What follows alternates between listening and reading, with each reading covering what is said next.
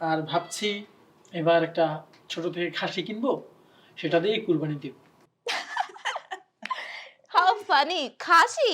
ভাইয়া, আমাদের বাড়ির কাজের লোক বা দারোয়ানও না খাসিতে কোরবানি দেয় না। তারাও গরু কোরবানি দেয়। আরে তোমার বন্ধু কি বলে এসব? আরে তুই এখনো খাসিতেই পড়ে আছিস? হায় রে, একটু গরুতে আয়, গরুতে আয়।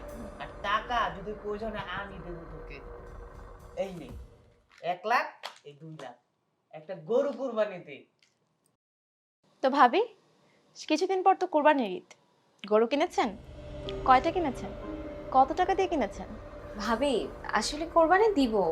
আহ, কয়টা দিব, কত টাকা, আসলে কি ভাবি, সামর্থ্য অনুযায়ী যতটুকু কুলাবে, হয়তো ছোটখাটো একটা গরু দিব। না, বুঝতে পেরেছি সামর্থ্য অনুযায়ী দিবেন। যদি সমস্যা থাকে তাহলে আমাদের থেকে হেল্প নিতে পারেন। কি বলো? হ্যাঁ, ঠিকই বলেছো। ইসমাইল, তোর ভাবে কিন্তু কথাটা ভুল বলেনি। তুই চাইলে কিন্তু আমাদের কাছ থেকে কিছু নিতে পারিস। আর হ্যাঁ, আমরা কোরবানি প্রতি বছর 4-5টা দিই। তুই এবছর আমাদের কাছ থেকে কিছু নিয়ে কোরবানি দিতেই পারিস। আমাদের আছে নে। না না বন্ধু, ঠিক আছে। আহ, তোমাকে বলার জন্য ধন্যবাদ। কিন্তু কুরবানি তো হচ্ছে যার যার সামর্থ্য অনুযায়ী, তাই না?